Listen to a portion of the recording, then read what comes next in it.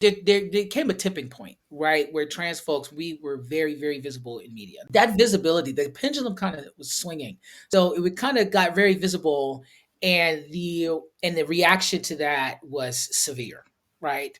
Because people could not understand like why we were existing. So I think we have Hmm. more stories, have more complicated stories in media, but the fact that trans people are visible is a part of the reason why we're having this hateful legislation, this hateful backlash right now. There's that, but then also the representation of trans people has really become a political football because it's a really great shiny kind of weird object for people to look at so that they can be distracted from what is really going on.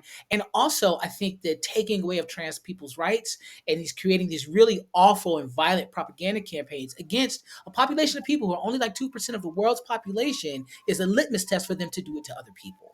So you're going to start with trans women, particularly trans women of color and disabled people, to see how the culture is going to respond to picking on this minority group from taking away their rights, for how much they're going to believe this propaganda campaign, so then they can move on. So the erosion of like human rights for all of us really started with the propaganda campaign against trans people. And this is something that has been very deliberate and very intentional. Stories that we are making sure that we are represented in a way that is complex and that is full of love and joy and complicated emotions, and we're continuing to fight for our rights to exist. They got boyfriends, and they have lovers, and they have sugar daddies, and they have friends, but the heartbreaking thing about this is that so many trans women are just loved under the cover of night.